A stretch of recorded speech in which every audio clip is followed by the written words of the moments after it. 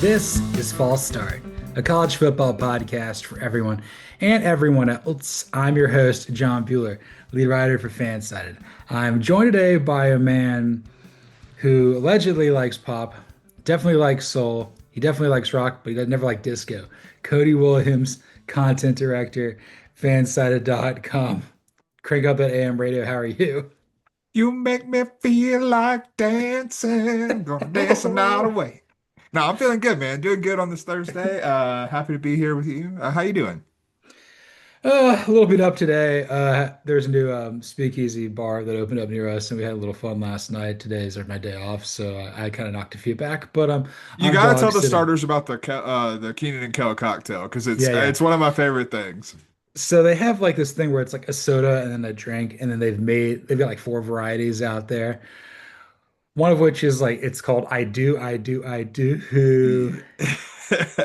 It's orange soda and some like Scandinavian gin dill cucumber thing, whatever. It was really delicious. Phenomenal, man. Keenan and Kel, that takes me back, man.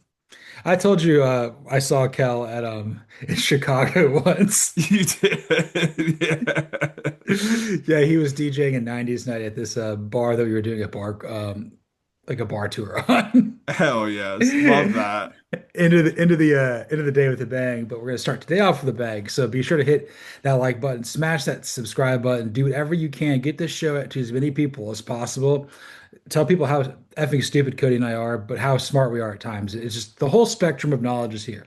Having it and then not having it. We have it. The not having it was on full display. I apologize to everyone. I was supposed to be coming to you live after the college football playoff rankings. And let me tell you, I spoke a great podcast. I did not record a word of it. And so I apologize to the starters out there. I mean, that's happened to me too. It only happens when you're so like a cup too, because like the other person holds you accountable. The checks and balances, when they go away, we're absolutely like fried. uh, there's an analogy there that I don't want to say, but let's get started with our first and 15 today with every road has its torn. Yeah, Mac Rhodes, the Baylor AD, is the new chairman of the selection committee. We had the first playoff rankings on Tuesday night, so I'll rattle through the top 25 teams, and then we'll give a little thoughts, and then we'll do some playoff Goldilocks like we could have maybe done on Tuesday, but that's okay. It's fine. It's fine. Hey, we both get to do it this way. My Yeah, apologies again. it'd be like that sometimes. So your top five are Ohio State, Indiana, Texas A&M, Alabama, Georgia. 6 through 10 are Ole Miss, BYU, Texas Tech, Oregon, and Notre Dame. 11 through 15, Texas, Oklahoma, Utah, Virginia, and Louisville. 16 through 20, Vanderbilt, Georgia Tech, Miami, USC, and Iowa. And rounding out the top 25 or Michigan, Missouri, Washington, Pittsburgh, and Tennessee.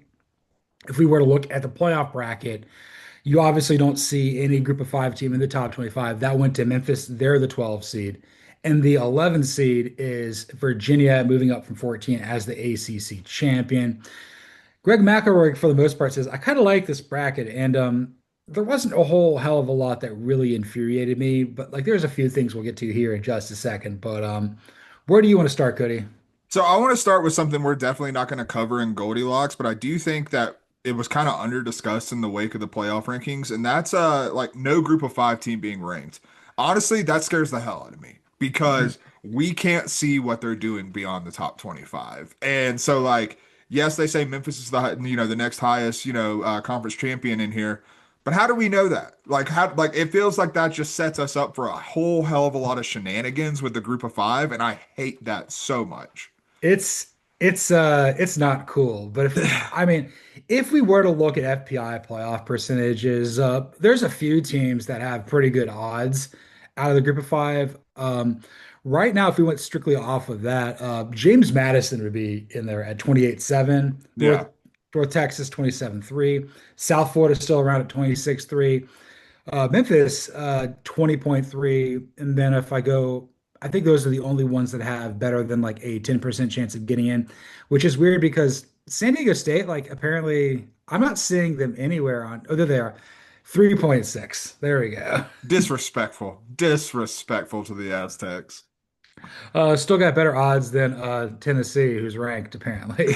Yeah, they're ranked. And I want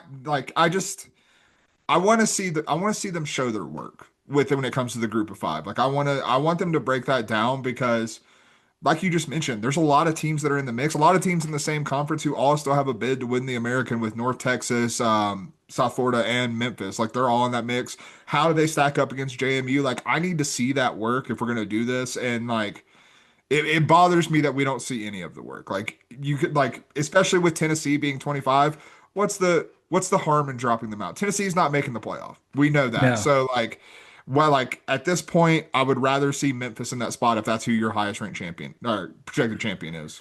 To me, that's the only example I can definitively say of SEC bias. They put it in there so Alabama, Oklahoma, and Georgia all get a ranked win. Which, Mhm. I mean, look, Tennessee is going to finish somewhere between 9-3 and 8-4, depending on the Vanderbilt game. So, like, because the SEC could get four or five teams in, like, there's no reason to remove Tennessee from the equation, even though they haven't beat anybody worth a damn at this point. No, 100%. I'll stay towards the bottom of the rankings because I think a lot of my Goldilocks are more towards the top. And like, happy to see Iowa go from being unranked in the AP poll to being 20 in the college football playoff rankings. Like, you love to see it. And like, we've been kind of banging that drum for about a week and a half now. Like, Iowa's playing some damn good football. Iowa has a similar resume to a Michigan. So why are they not ranked? Like, why are they still being left out of the AP poll? And it's good to see the selection committee recognized what I was doing. Again, to your point, there could be some shenanigans there in that, there is a big matchup with Oregon this week. And if Oregon were to get that win, you want to call it a ranked win for them. So like I understand that there probably are some shenanigans in that capacity, but I also think Iowa is deserving of that spot. They most certainly are. It kind of was a pleasant surprise on Tuesday night, working in the NCAA division, hearing everybody in the NCAA division Slack be like, "Whoa, Iowa getting the credit they deserve here." Um, Look, this is a better Iowa team than I think we even envisioned. It took a minute, but like Gradowski has really added some juice to the offense that they've had. It's not like Tim Mustard doesn't know what he's doing. He does know what he's doing. Yeah. He should probably be coaching in the MAC again, to be straight with you. Yeah. Watched a terrible MAC game at Atkins Park last night. Northern Illinois is awful. Dude, there's a lot of really bad teams in the MAC. Because I mean, we had Kent State versus Ball State last night, which is a movable force meets a stoppable object. Like it was Yeah. tough. Yeah, just two farts in the wind passing into the light. Yeah. But Kent State's moving in a positive direction. I mean, Miami, Ohio looked pretty good in the MAC, and there's probably another team as well that I'm overlooking. But that doesn't matter. We're not going to worry about action right now. I do think like with Iowa, the big thing is like they can score a lot of points. The Indiana loss looks really good. They would be up higher if Iowa State was not 5-4.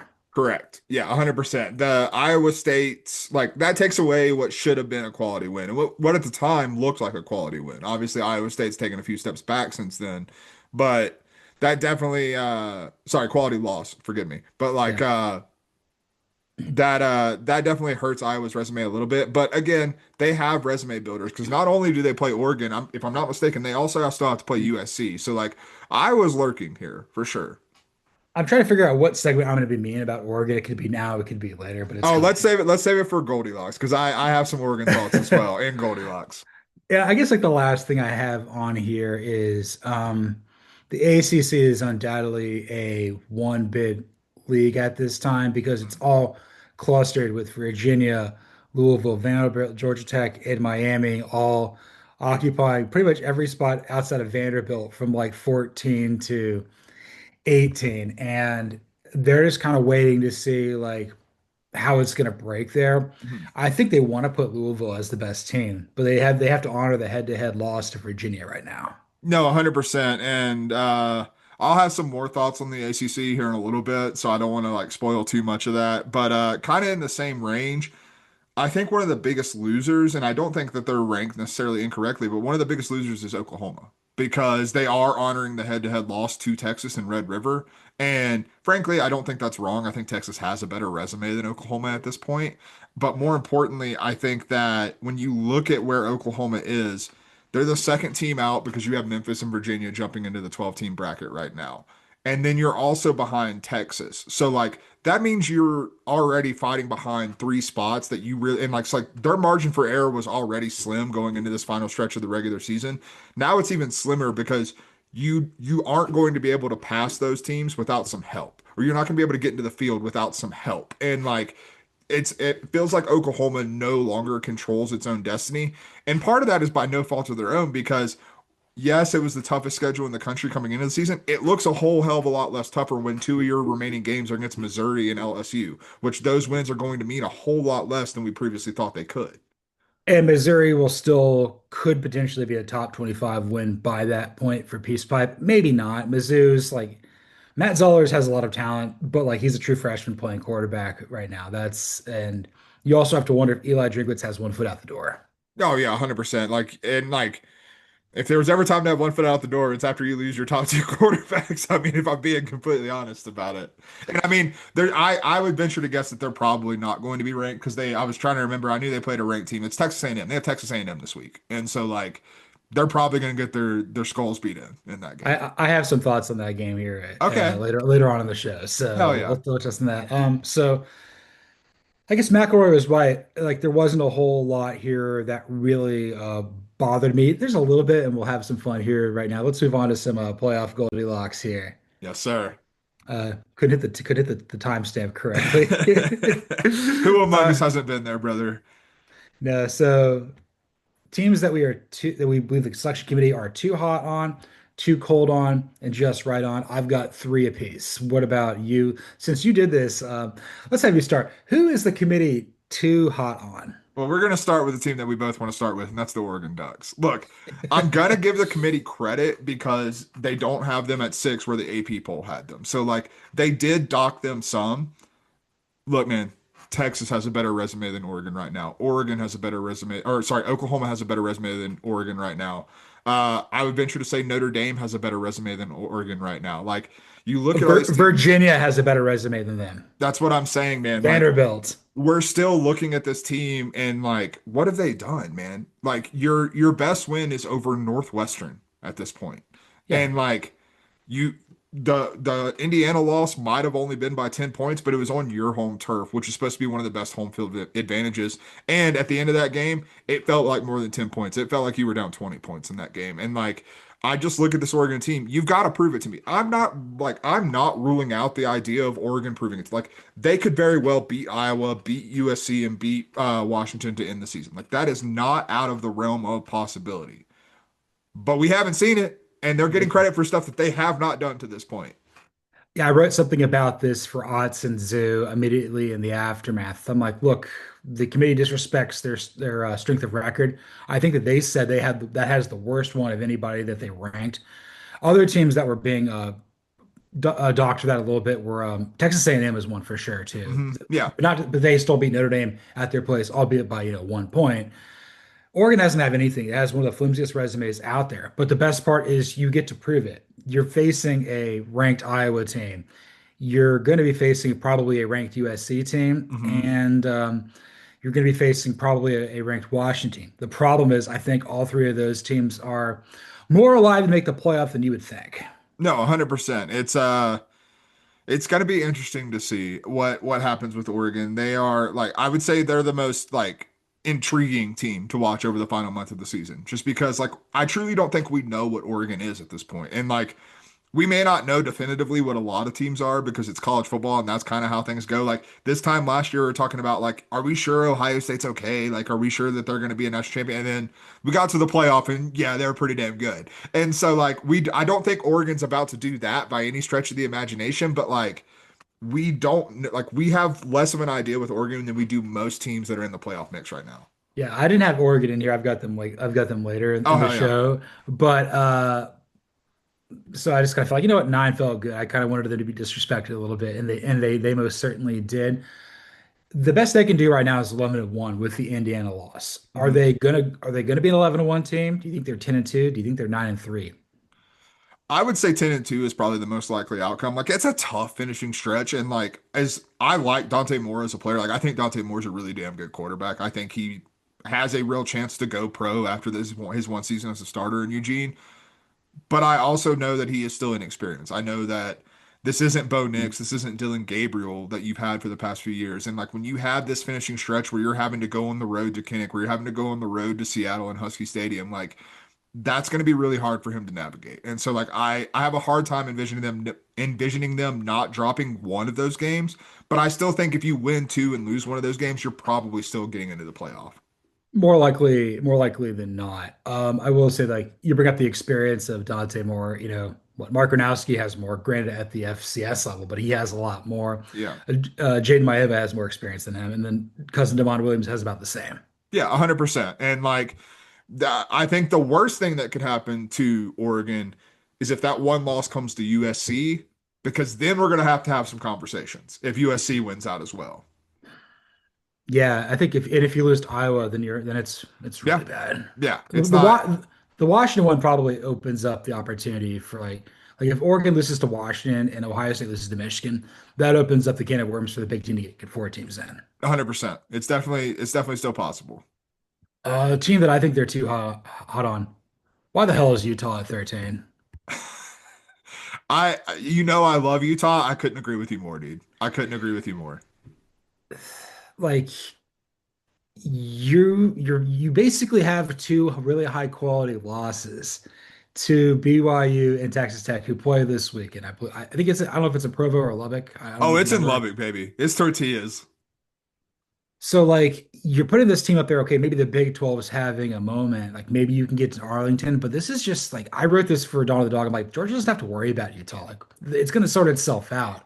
Mhm. Like I don't know, maybe you have like a win over Arizona State or something like that. And maybe you beat Cincinnati, you beat the tar out of Cincinnati, I think, Yeah, who's not ranked anymore. you You beat beat the ranking Cincinnati guy. really bad. I'm just sitting here, I'm like, you're a quality team, like you should probably be where Vanderbilt is. Yeah, I like it's not a disrespect to the quality of Utah. Like I think Utah is a good team. I think that I don't even know if you can call the Texas Tech loss a quality loss because they got their heads kicked in that game in Utah if I'm not mistaken. Yeah, Yeah. in Utah. And so like I understand where all like I test like I think my biggest like if I want to go full macro takeaway with the college football playoff selection committee and one of my biggest gripes that I'm always going to have, they're so incongruent with the what they use to rank these teams because Utah being at 13 feels like a complete eye test ranking. And Yeah. like that's fine. I don't hate marrying eye test in there, but you have to marry that with resume. And like they do not have the resume. Look at their schedule. I don't know what you would call their best win, Bueller. Like, is it at UCF? Is it home versus Arizona State when Jeff Sims was playing? Is like what is their best win? Cincinnati maybe, but like that was also like we were dubious of Cincinnati to begin with. Like when you look at this, like there's not a real quality win. The two quality opponents that you have on your entire schedule, because they finished with Baylor, Kansas State, and Kansas. So they're two like quality games that they had to play. They lost. Yeah. Your resume is about as it's slightly better than Oregon's, but not by much, but you have no opportunity to improve it. Yeah, exactly. All right, who else are do you think the committee is too hot on? Look, man, I know I said they had a better resume than Oregon, but why is Notre Dame at number 10? Like, what are we doing? You want to talk about teams that don't really have a win? Like, you got the USC win. Congratulations. You also lost at home to Miami, or lost at home to Texas A&M. You lost on the road to Miami, who that loss looks like earlier in the year, that looked like a super quality loss. But now that loss is looking a lot worse. And, like, what have you done other than that? Like, your best win out after this is going to be Navy? And then, like, you really, like, going to conspiracy theory land, like I think Pitt is ranked in the top 25s to set up Notre Dame getting another top 25 win. That's why I think And Pitt is in there. I hope Pitt kicks the ass out of them. They might. They very well could, but like Notre Dame does not have the resume of a top 10 team. Other than the gold helmet, there's nothing about this team that says that. And like that's not to say Notre Dame's not playing really good football right now. We talked about that on Monday's show. Like Notre Dame is playing really damn good football right now. But you're still a two-loss team and like you don't have the quality wins to be at this point. Like you put them ahead of Texas and Oklahoma. Notre Dame would have four losses playing Texas and Oklahoma schedule right now. Yeah.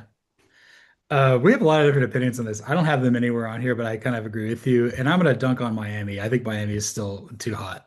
Like they should be Okay. like they should be in the 20s right now. Like it's I mean, that furthers the Notre Dame point though. Like the Yeah. Miami win is not good, or the Miami loss is not good. No, like you have a win over Notre Dame, you have like USF, but like the Louisville loss is pretty damning. The SMU loss is even worse. Mhm. And then also like you got Shannon Dawson yelling on the sidelines at someone in the booth, and Mario Cristobal is just taking it because it wasn't about him. This is a program that just like it honestly, it's like a slightly better version of the Falcons. The talent's there, but the coaching just it's hurting it. And they have good coaching. I think they just have a moron at quarterback and head coach. Yeah, I mean it's yeah, there's just one peanut that they share in their brain cells. Like that's just one peanut bouncing back and forth. Oh, I lost the peanut. I lost the peanut. Yeah, that's what happened All against Louisville for sure. right, you got anybody else you're too hot on? This is just a mild one. I mean, Ohio State at number one is not That right. It's that was my that, incorrect. that was my other one as well. So yeah, Yeah, it's wrong. yeah. Like we don't need to belabor it because we've talked about it plenty. Like it's wrong. Indiana is the best team in the country. Mhm. They have like two ranked wins over Texas and Washington, but also I'm like Indiana is just the eye test is very apparent here, and I think Resume and that. eye test marries well for Indiana. Mhm. And I would venture to guess you have Indiana at two cold, which I believe they should be number one. So I didn't want to double up on things like that, so I didn't put Indiana there. But yes, I completely agree with you. Like they should be at number one. Like I just didn't like I didn't want to belabor the point of Ohio State. Like if I think Ohio State's too hot, then obviously I think Indiana's too cold. All right. Who's your first team they're too cold on? So I only wrote two down just to keep it a little brief here, and I've already spoken about them. We've got to talk about Texas, man. Texas is too cold. They're too cold on Texas based on what Texas has done. Look, eye test is probably why they're at number 11 because I understand what the eye test has looked like. But you're valuing resume with a lot of the other teams in the top 10. And like, if you're going to value Texas's resume, you have to value what they've done. You have a one possession loss on the road in Columbus to the team that you ranked number one in this poll. Again, I don't agree with that, but that's what the selection committee did. And Texas, even playing poorly, lost by one possession in that game, probably had a chance to win it. The Florida loss, yes, not great. But then you have a win on at a neutral site against Oklahoma in convincing fashion. 23-6 is not anything to scoff at. You have a road win against a frisky Mississippi State team. You have a home win against Vanderbilt, which I understand was only 3 points, but you dominated the bulk of that game. That is a better resume, and then you throw in the rest of SEC play. Like that is a better resume than what Notre Dame, what Oregon, what most like a lot of these teams, BYU and Texas Tech, frankly, it's a better resume than both of those teams have. And for them to be left out of this college football playoff field is like again, that's what frustrates me about the selection committee is the incongruency of how they do these rankings. If you're going to value resume, which they talked about a lot on the broadcast, then value resume. And you're not valuing Texas's resume. You're valuing the eye test over the resume. Here's my thought. I think they maybe they could be a spot higher. Again, I think the IS test, it's like this doesn't appeal to me, but the resumes, you're right. It's a lot better than you would it's a lot better than what some of the teams ranked ahead of them are, namely Oregon, namely Notre Dame. It's about on par with BYU, Yeah, and like roughly. yeah, just because like BYU's perfect, but like also they don't have a quality win to this point, really. Utah, excuse me, I apologize. The Utah, Utah game. yeah. But like you have the Utah win and then not a whole hell of a lot else. Like you have not played the meat of your schedule if you're BYU. Well, the good news I follow this. I don't know if it's a conspiracy hat. I don't know where my tinfoil is. I'm not in my house right now, but I'm of the belief that they're on a bye this week. Yeah, Somebody ahead of them is going to lose, and then they're going to put them in the top 12 ahead of the Georgia game. Kind of dubious on Texas being able to win that game because they can't really run the football, and it's that's true. that's and that's an issue, and Arch will turn it over. But like they're going to want to have like number 4 or 5 versus like number 10 or 11 in Yeah. prime time, and then send game day back to Athens potentially. No, I could definitely see that. And it definitely sets up for that, but it bothers me a little bit, man. Like I just like that like is Texas Tech losing to Arizona State like that much worse than Texas losing to Florida on the road in the swamp? I really don't Nah. think it's that much different. So I got two other ones, and I don't know if you're gonna feel the same way as me. I think they're too cold in Alabama. I think Alabama should be higher, potentially. Okay, okay. I'll hear you out. I think that, like, yes, the Florida State loss is really bad. I think that their wins are incredible. Mhm. You've beaten Georgia, you've beaten Tennessee, you've beaten Missouri. There's another Vanderbilt. ranked Vanderbilt too. Those are all.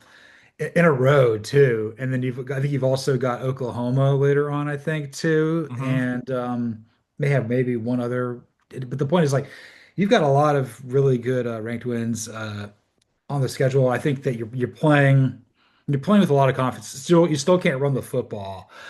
Their win on the road at Georgia is probably one of the best ones. Not personal bias, but like, of one of the best ones in the country right now. Yeah. I think with the way that Ty Simpson's playing, I think there's a few teams that, and again, like we poked at like Ohio State maybe a little bit artificially inflated, and it might be artificially inflated too. I think they're kind of on fraud watch.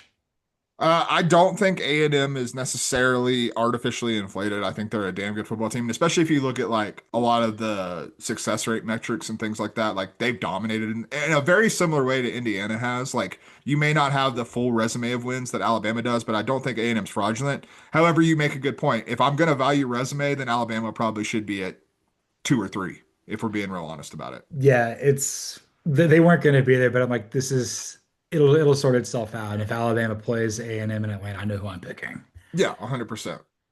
What's your other ones? All right, it's gonna be a little bit of a hot take. USC should be ranked above all of the ACC teams. They just should be. They've been a better team, and like their resume is just better. Like their two losses to on the road at Illinois and to Notre Dame, like they're better. They have a better win than most of these ACC programs with beating Michigan. Like USC should be at like ahead of Virginia, Louisville, Georgia Tech, and Miami. Yeah, I was Illinois is a fascinating team. They're probably one of the first 4 or 5 out. They're going to get back in because they're going to finish 9-3. They got to play like Wisconsin if you beat Northwestern, and then they play somebody else who's just trash in the Big Ten this week. I mean, there's a lot of trash in the Big Ten. Let's be honest. But they clean up on trash. They're the John LeClaire of the Big Ten. They That's go, right. Wait, Bert Belima, Waste Management Services. like when I used to have an NHL video game as a kid, I used to always play with like the Eric Lindros and John LeClaire Flyers. I love that team. Yes, absolutely, dude. My other one, you know what? Let's put Iowa up higher too. Hell yeah, I'm here for it. I think The that ACC sucks. Like, what are we doing? I just think Iowa plays with an edge that I think showing that the middle softball middle Big Ten belly actually has some abs. They have an ab or two. And Yeah. in USC and Iowa and Michigan's claiming to be an ab. I'm like, no, like you're an appendage. This is Right. what else are you standing on? Did you have any others that you think they were too cold, or is that it? No, I'm out on too cold. That's all I got there. All right, what do you got for just right? So I know I just said that USC should be ranked ahead of them, but I have the ACC. The fact that the ACC is like stealing a bid from an at-large team is right. They're like no one in like the ACC as a whole and like the remaining college football playoff contenders being in a spot where it's going to be really hard for them to even consider being a two-bid league. That's exactly where this conference should be because it's terrible. It's not good. None of these wins that these teams have, like they're just beating each other. That's what these four teams have done to one another is they beat each other. Louisville beat Miami, Virginia beat Louisville. Like it's just a homogenous blend of mid. And like that's exactly where they should be, is in this homogenous blend of mid. And like whoever emerges as the conference champion, they're going to get the bid into the college football playoff, and we don't have to think about the rest of the conference. No. Not at all. I've got three. I'm gonna group two together to start. I think Georgia at 5 and Ole Miss at 6 is perfect. I Yeah. think because That was my third one that I had, was that one right there.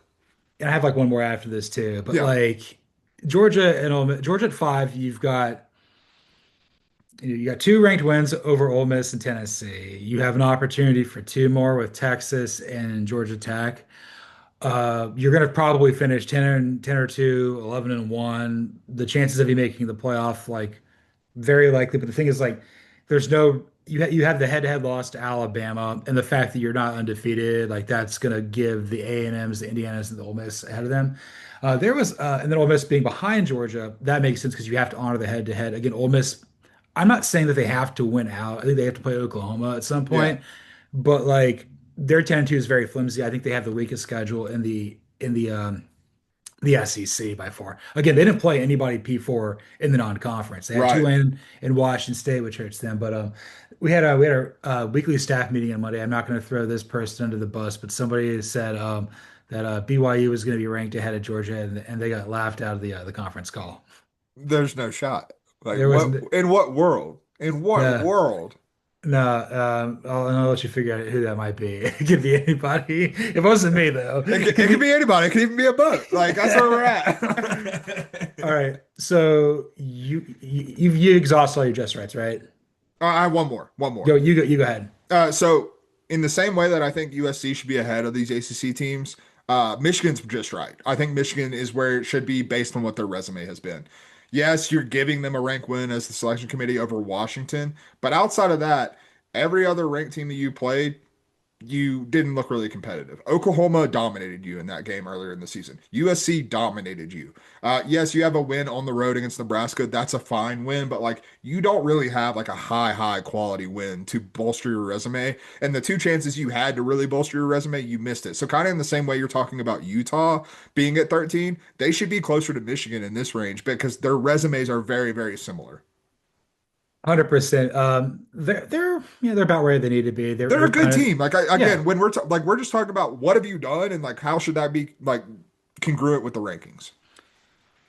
I would venture to guess maybe you would agree with me. Michigan's overachieved so far this season. I mean, maybe not necessarily what the record indicates, but like they're figuring it out. It hasn't Yeah. been. It's been disjointed. They Sherman got an Moore's been. 18-year-old at quarterback, Yeah, man. they got an 18-year-old. They got a guy at head coach we don't know is good. They got Biff Poggi on the sidelines. That's a plus. That's a plus attribute. 100%. You think that man's killed a polar bear in his life? Yes. With his bare hands, for sure. At 17 years old.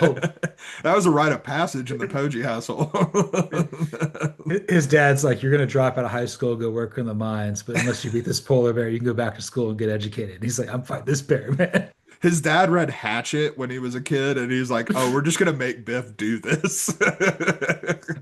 I mean, we know Biff's name is what? Francis Xavier Biff Poggi. What do you imagine his dad's name is? I think it's like Norm. Norm Poggi.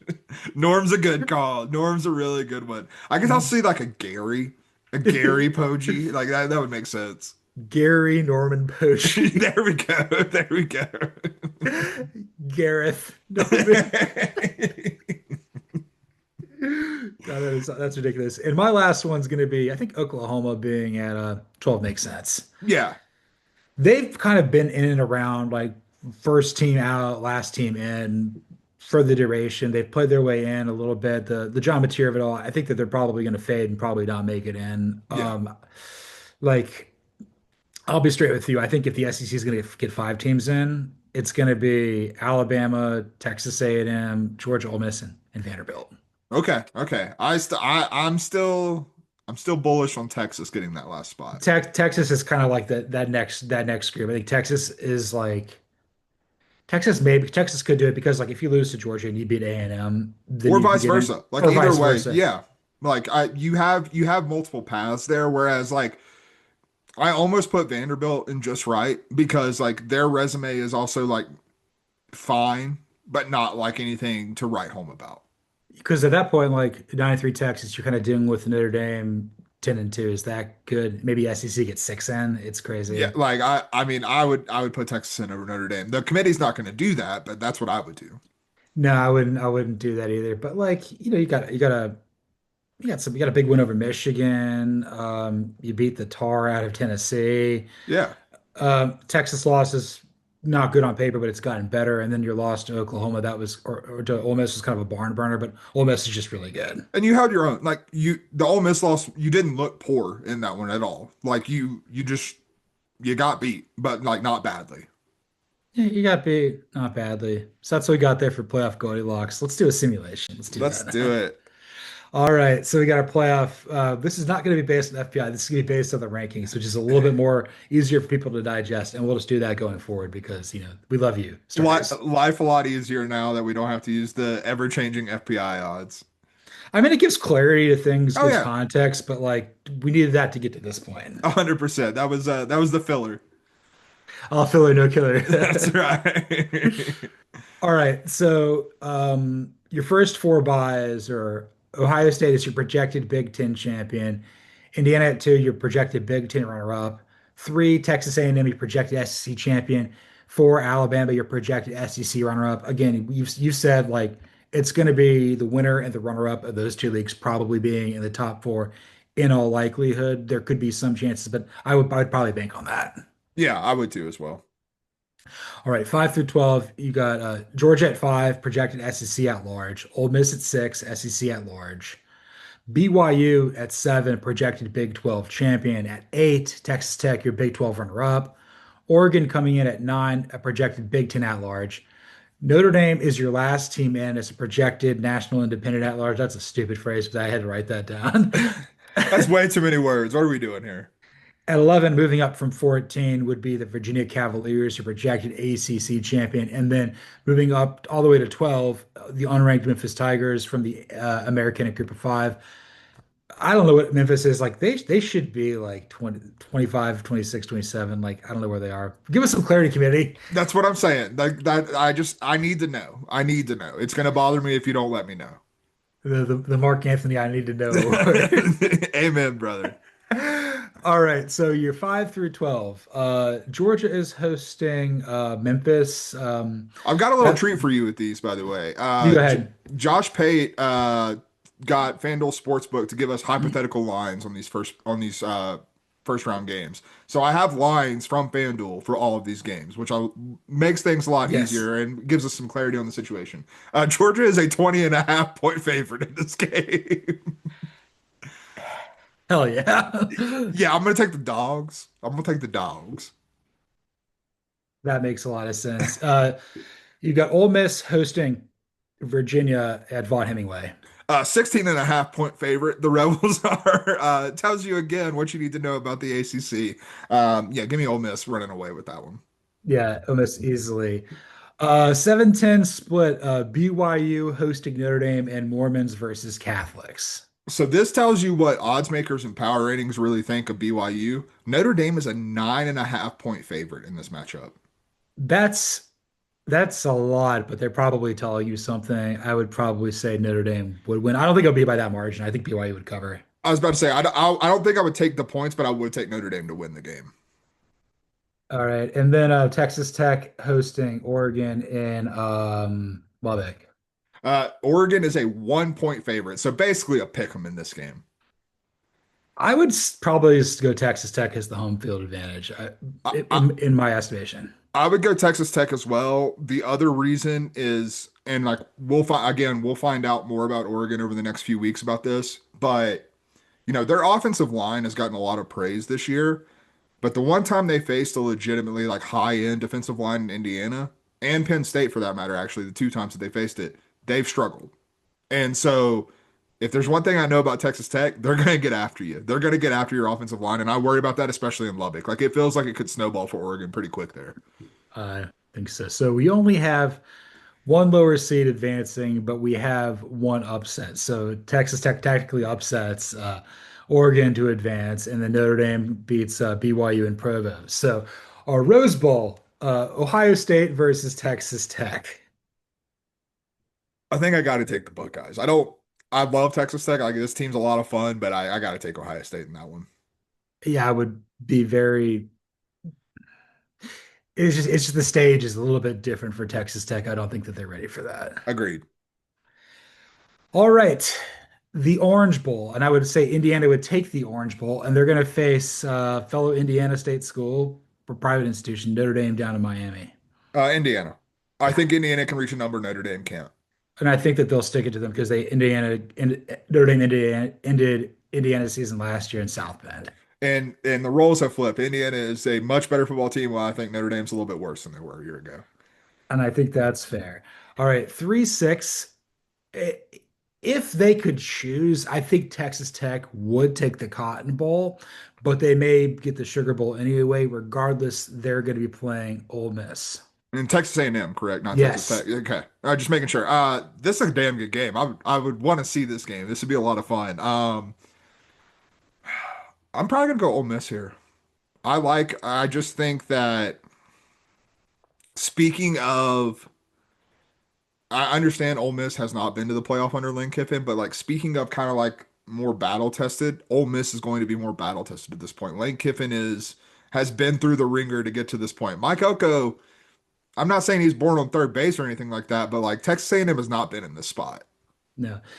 Neither have been, but it feels like way more untrodden territory there for the Aggies. And I think the fact if this is played in Atlanta, that makes it even more complicated for them. If it was in Atlanta as opposed to Arlington, I would probably go with the Rebels even more, but it doesn't matter. Rebels are advancing. Yeah, I could honestly see like maybe not as a like as emphatic, but kind of what we saw with Ohio State and Oregon last year. Granted, those teams had already seen each other in the regular season, but like just a team that kind of has like a head full of steam. Like I could see Ole Miss, especially after what they would most likely do to Virginia in that first round game, like just coming in there with a head full of steam and just absolutely beating the brakes off of this team. 100%.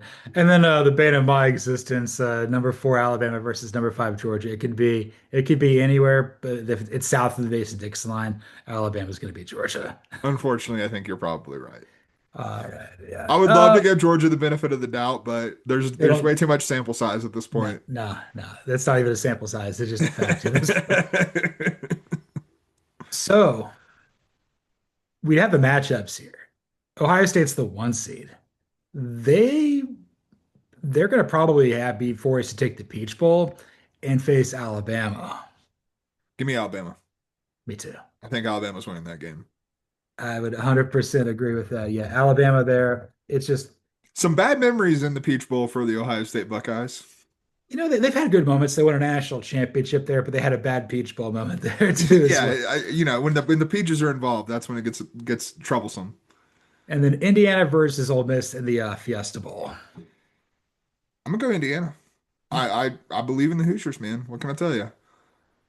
And we've arrived at what I believe makes a lot of sense, the national championship game between Alabama and Indiana and Miami. I lean Alabama. Me too. Yeah, My only concern that I have with Indiana is I don't think that they have the depth to win three games. yeah. I like that's exactly where I'm coming from. Like I think again, I don't like comparison wise. I don't think it would be as much like as heavy of a blowout. I think Indiana's a way better team than this was, but like even in the 14 playoff, we watched TCU just completely run out of steam when they met Georgia, a team that had so much depth, that had so many like high-end athletes and big in like NFL caliber bodies. And like Indiana has plenty of those, don't get me wrong, but like they have less than Alabama does. And like once you get to that point, like I just think that you kind of run out of steam. Like Yeah. I could see that being a competitive first half and then Alabama just kind of wears them down. There's only a handful of teams that can win a national championship, and I still have not gotten there with Indiana or Ole Miss yet. I think Ohio State could do it. I think A&M could do it. Alabama, Georgia. And I'm trying to think who else in the field like could do it. Like, is Texas Tech deep enough? They're close. I don't, but untrodden territory. Notre Dame, they might have enough, but again, I don't know. Do you trust Oregon? I mean, honestly, Texas or Oklahoma may have a better chance than half these teams in the bracket. Like if things were to click for Texas, it's not out of the realm of possibility. No, it's not a possibility. I wouldn't bank on it, but like No, God, no. they no, but they would belong in that tier that could. Yeah, 100%. So congratulations, Alabama, on winning your first national championship since COVID. There we go. All right, let's move on to our fourth topic with Admiral Akbar. It's a trap. Games of the week. Yes, What sir. games are giving off Alien Rebel Space Squid trap vibes? There's All some right. good ones this week. What do you got at three? I put it at 3 because I don't think it's necessarily going to happen, but it is a very trappy spot. Georgia going on the road to Starkville is a little scary. I have that at three as well. Yeah, you got the Texas game looming next week, and that's obviously where a lot of your focus is going to be. Mississippi State is not on the level of Georgia. They're not on the level of the top tier SEC team, but damn, they're frisky, and they don't like they're gonna play hard. And like you're in Starkville, things could get a little hairy. In Starkville, things like it's kind of like Diet Jordan Hare. Things get a little weird in the land of the cowbells, like they just Um, do. 11 a.m. Central kick. Hmm. Also, the fact that Mississippi State's 5-4, and they got to win one of their next three games versus Georgia, Missouri or Ole Miss to go to a bowl game. I think they can do it. I don't necessarily know if it's going to be in this game. I'm still going to take Georgia, but we know what Georgia's all about, not covering the spread. 100%. Yeah, it's gonna be you're gonna have a tight butthole afternoon, that's for sure. But I do think Georgia wins the game. Miss Izzy's going to look at me on the couch and just be like, "What the hell is wrong with you?" Turn into a therapy dog real quick.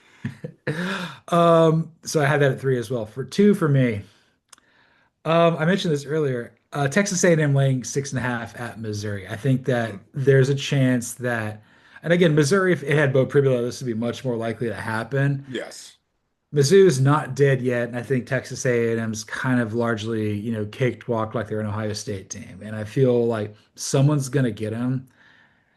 It could be Alabama and Atlanta. It could be Texas at the end of the year. It could be Mizzou. Now, I am gonna take Texas A&M to win this game, but watch out, that's a trap game for me. I don't have this game anywhere. It probably would have been number 4 on my trap game list, and a lot of it. The only reason it's lower there is just because of the Missouri quarterback situation. I'm also going to take Texas A&M in this game, but your points are well taken. Como's not an easy place to play. No, no. What's your number two? My number 2, I'm going with LSU at Alabama, and let me explain. I understand that this game is not what it was supposed to be coming into the year. I understand that LSU has the season's not gone as planned in Baton Rouge by any stretch of the imagination. No, sir. This is still a really talented football team. And I think you have a real dead cat bounce situation against a rival where you're not going to have a hard time firing this team up to go play Alabama. And on top of that, Alabama is in a spot where they have the Oklahoma game next week, which is a lot more important game for them. I understand it's a rivalry game, but I still think it's a spot where you could be looking ahead based on like what your national expectations, what your national hopes are this season. And with that, when you combine that with the potential dead cat bounce for LSU, I think it could be dangerous for Alabama.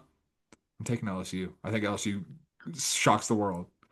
It is in prime time. I'm probably on Alabama's side here, but like I'm not ruling it out. I Yeah, don't have it just feels like a game that like we're overlooking as a national college football consciousness, and that's the type of game that bites you. that could potentially happen here, and I hope we have the same game at number one. We might. Oh, I think we do, sir. That is the Oregon Ducks leg 6.5 at Iowa. I am taking Iowa to upset them and beat their just throw a bunch of tar on them. Like they're gonna have to wash off like with the Dawn soap. Like it's gonna be so bad. Oregon's just gonna be like Dan Lanning like loses kids to the children's hospital. Not in that way, but like they're like, I'm gonna watch this game. We're gonna go up there. This is more enjoyable. That's even Not in worse. that way. Incredible. Oh God. No, I have Iowa winning this game as well, man. Like I think Iowa has the perfect recipe, especially with the improved offense that we've seen as the season has gone on. I think we I can't believe I said I'm that. trying to move past it. I'm trying to move past it. Like I think Mark Radowski's just more proven at quarterback. It's Yeah, at home. I think it's a mid-afternoon kick, so 2:30 Central there. Iowa's got a lot of confidence here, and like it feels like a very Kirk Ferentz spite win. I feel like they win something like 17-14. yeah, that's what I was gonna say. Like, I think Iowa is perfectly built, especially with the improved offense, to drag Oregon into the mud. And let me tell you where Oregon doesn't want to be in the mud. Like when you look at this offense, when you look at how they're built, when you look at the narrative that they are soft, they're not built for the mud, man. And Iowa, I mean, Kirk Ferentz was born in the mud, man. He's crawling out of the mud like Eddie Dufresne out of the pipe That's did. right, 100%. But I forget what movie or show it is. Like the guy who's crawling out of the mud. It's like it's like a heftier gentleman, like bald guy coming out of the mud. Movie or TV show with guy crawling out of the mud, not Shawshank. No, it's not Hexus from Fern Gully. Let's see. Well, just yeah, I probably shouldn't have put not Shawshank because it's just giving me a lot of that. Um, I don't know. We'll figure it out at some point. It could be. I mean, I mean, a it lot might. of a lot of TV shows and movies have paid homage to Shawshank, and like a lot of the time, it's like played for comedic purposes. Yeah, Hexus from Fern Gully. Also, did you know Tone Loc played an iguana that ate people? I did not know that. Hell yeah, Tone Loc. I think that movie impacted my life more so than Rough Roughs for You. Love the Rough Roughs, man. Also love Funky Cold Medina. We're out here. Let's do. We need to do a Tone Loc, just like Novocaine. He has two songs. That's okay. We'll do it. We'll double it up. We'll do six games for 2 songs. One game is Tone Loc, the Tone Loc game of the week. Oh God. Let's move on to the wild thing. That is Antonio Yes, Banderas. sir. So we survived the cocktail party, and we are going to Corvallis for Yeah. Sam Houston at Oregon State. This is back to the roots of the Antonio Banderas Bowl of the Week, too. This is the worst game possible to go to. Yes, it's Antonio loves him Pacific Northwest. He loves Oregon. He wants to be near One-Eyed Willie and Astoria more than anything in the world. 100%. Yeah, he's learning some new phrases. I'm impressed with his vocabulary. Bulldogs never say die is what he's been telling me. And I'm like, that doesn't really make a whole lot of sense, but you get after it, brother. And he's ready to go in there. I'm worried that he thinks one of us is like Data and has like all the gadgets and stuff like that, and we do not. We do not. No, he's a big John Matuszak fan too. Yeah, 100%. John Matuszak in The Goonies is why he got into acting, and he was just a drunken buffoon in a in a makeup, I guess. Yeah, right. John Matuszak didn't look like that. No, no, no, no. That was not his face. That's I, not what he looked like. I don't know if you heard about this. So he played like the University of Tampa, but like initially the Tampa Spartans, they have a football team anymore. He initially played at Mizzou. And he got kicked out because he broke some fraternity dude's face. Yeah, I'm aware of the legend that is John Matuszak, man. It's unbelievable. Also about the Goonies, one of the things that always gets me, one of the Fratelli brothers is one of the FBI agents in Die Hard, but I don't know why. Like whenever I see, like I recognize him every time, but like I have a hard time like placing what movie it is. Like when I'm watching Die Hard around Christmas time and I see him and I'm like, that guy, that guy's in something, and like I look it up and I'm like, oh God, he's in the Goonies. The moment I realized that Ted Levine was the cop in Monk was also a Buffalo Bill, just and then he was Bloodbath McGrath also, and then Kenneth Branagh is in it too. Uh, me, Wild Wild West. the NC State podcast is getting a little annoyed with me because we found out that I can say one Buffalo Bill line like pretty good. And I say it to our dogs all the time when they're like acting really hungry or whatever. And I just look at them and I go, you a big fat person.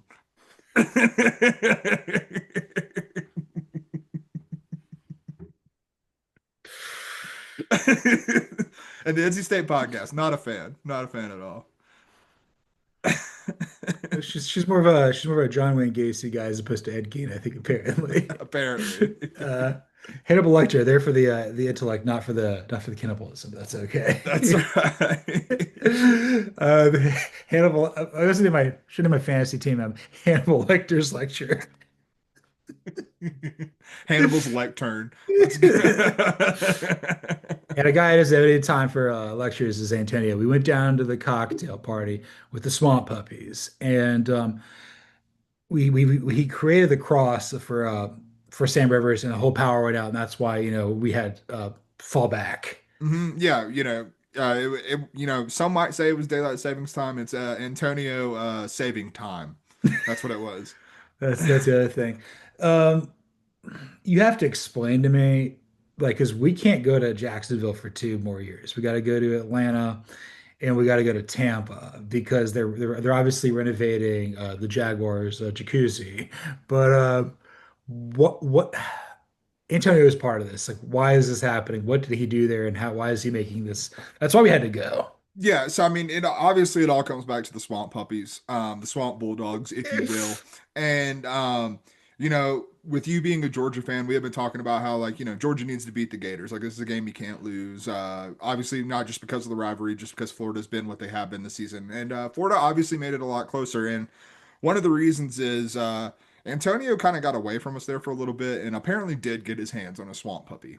And he brought we'd been talking about beating the Gators. And so he just showed up in Glenn Schumann's office in Jacksonville and just threw a gator in there. Glenn Schumann may not have been on the sidelines for the first half of this game. No, no.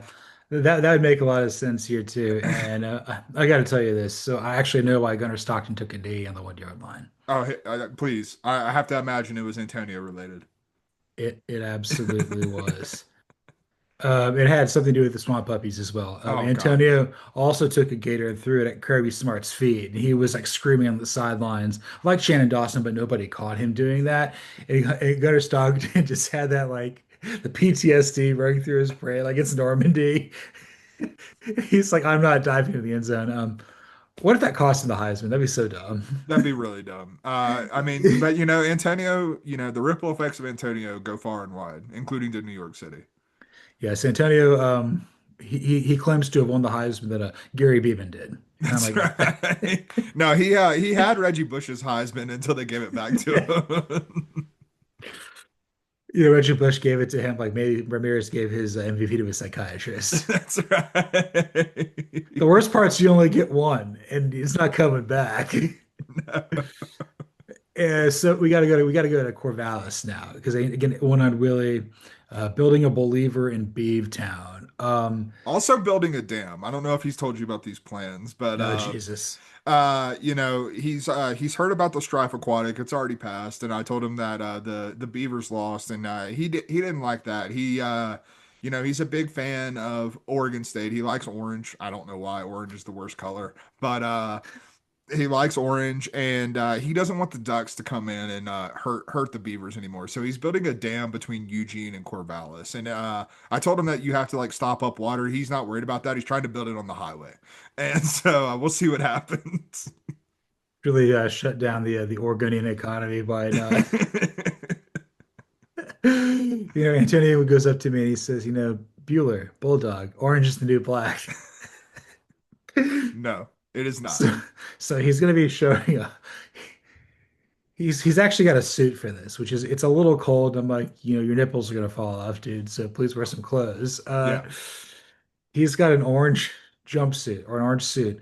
He looks like Lloyd Christmas with his hat. yeah. It may or may not be the same suit from Dumb and Dumber, but he's wearing this. He's strutting around like he's Willy Wonka at the goddamn chocolate factory because Pac-2 champions, and he thinks that he can walk into Reser Stadium and just lead the Beavers out of the tunnel. And like, God bless his heart, I want to see him do that. I mean, he's probably done 100%. more for this program than Nike or Adidas or Trent Bray. Trent Bray, Mike Riley, Chad Ochocinco. He can't say Hushmanzada. He just says Gesundheit. Hey, bless you too, man. I'm gonna take Oregon State to win this game. Yeah, oh, Sam Houston's dog water, dude. Give me Oregon State for sure. He also doesn't understand what Phil Longo is. He thinks he works at Home Depot because he's the guy that brings in the logs. That's about all Phil Longo is qualified for, so he's not too far off. No, it's not too far. It's not too far off, and I don't know if we're qualified to do this. Let's finish the show up with some, just like Novocaine here. Yes, sir. We're gonna do Portland's owned Everclear. Art Alazakis is a poet. He had a rough go of it. Yeah, I mean, he was going through it, but damn good music. That's all that matters. All right, their biggest hit, Santa Monica. What game do you have for that? Looking at the first verse, I'm still living with your ghost, and then finishing off the verse with I don't want to be your stupid game. That's Florida State and Clemson playing this week, man. Living with the ghost of what was with both of these programs, and they probably do not want to be playing this football game. I'm gonna go Florida State though. I think they get another I think Clemson is just on the downturn in a very big way. I have that in a little bit here, so I'll give my thoughts on that game. I've got Washington at Wisconsin because I don't want to do your sleepwalk dance anymore, Luke Fickle. Give me, give me the Huskies to win this game. Mark Knight covering the team that his favorite team is playing. Hell yeah. I do not have this game. Cousin Damon's gonna have a big game. I foresee it. Yeah, there's more letters in your last name than Wisconsin will score points. 100%. All right, father of mine. What do you have for that game? Father of mine, tell me where have you been? Auburn Vanderbilt, baby. Me too. I mean, it was the obvious choice for this one. A song about pretty pretty crappy dad. I think we can both definitively say, and that's what Hugh Freeze ended up being for Auburn. I don't know. Does Diego Pavia's magic still work if Hugh Freeze is on the sideline? I say it does. I think Vanderbilt wins this game pretty comfortably. Yeah, Hugh Freeze gave Diego Pavia a name, then he walked away. Give me Vanderbilt, man. That's right. I will buy you a new life. Joe McGuire bought Texas Tech a new life, baby. I got Yeah, BYU Texas in this one. hell yeah. And I think the best way I can say what I feel about this game is what the odds makers say. And Texas Tech is a 10.5 point favorite in this one. I think BYU gets proven fraudulent in this one, man. I think Texas Tech wins by a lot. I've got this one here in just a second. So for I will buy you a new life. This is where I've got Florida State at Clemson. Yeah. For this line, here is the money that I owe you. Hmm. That is the closest we've ever come. I'm so sorry. We're good. We're good. Um, It was a small sip, so I was okay. I'm glad I didn't take like a big gulp of it. and I got Florida State beating Clemson. I think Norvell stays and Dabo's got to go, bro. I think so, man. Who is everything to everyone?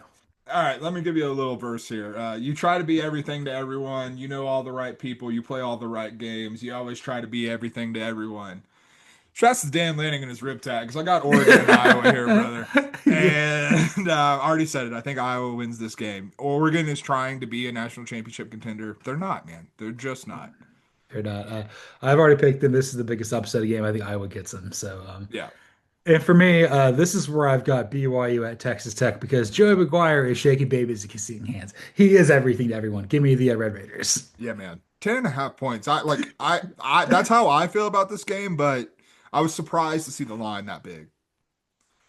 Yes, definitely didn't expect that one.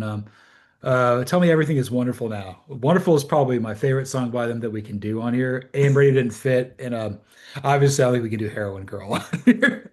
Most likely not. We could probably find a way, but probably safer if we don't. This is where I have LSU Alabama.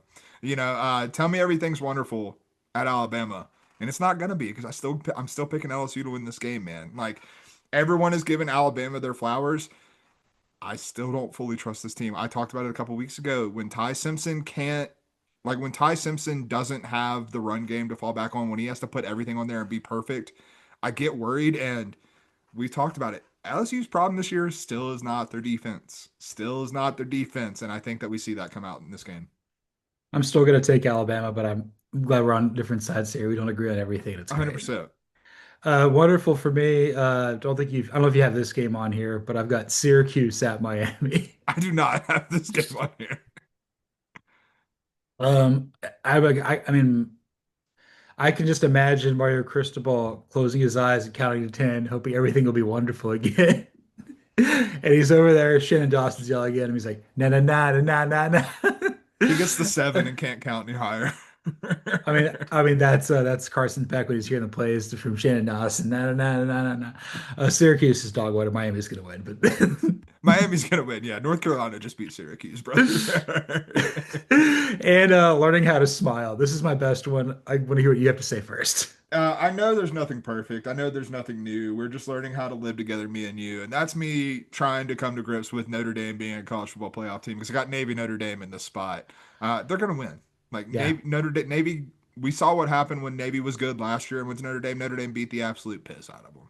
And it's going to happen again in South Bend. I don't have this game. I'm going to take Notre Dame for that reason as well. Hit me For with it. I'm me, ready. you know what game is going to get drunk and sloppy in the back of a Greyhound bus? Which one? That's Florida at Kentucky. Oh, God, yeah. Yeah. Florida coming off the cocktail park, Kentucky coming off of a win where they fired Hugh Freeze. The bourbon will be flowing, and it won't matter because Florida's going to win, and Mark Stoops is probably going to go. It's the big checkout line, Kroger Field. So weird things happen. I'll go Florida as well. I think we're gonna see a better iteration of Florida down the stretch. I hope so. And I hope we keep getting better and better while we do the show because this was episode 224 of Fall Start. You can follow me, John Buhler, on Twitter or the X at Buhler118. You can follow Cody Williams at the Sizzle20. You can follow the show at CFB Fall Start. Like, rate, listen, subscribe, review on Apple, Spotify, YouTube, anywhere there's podcasts. Give us a 5-star review. There's about that many million people that live in Oregon. I understand that Everclear was only a three-piece, but if you have 5 shots of Everclear, please say that in the review that I took 5 shots of Everclear and give you a 5-star review. Hey, whatever gets you to hit the like button. That's all that matters. That's all that matters. uh, I don't want to do I feel like Carson Beck right now because all that's going on in my head is no, no, no, no, no. Carson Beck looks to one of the Cavender twins and says, "Let's swim out past the breakers and watch the world die because this is false start."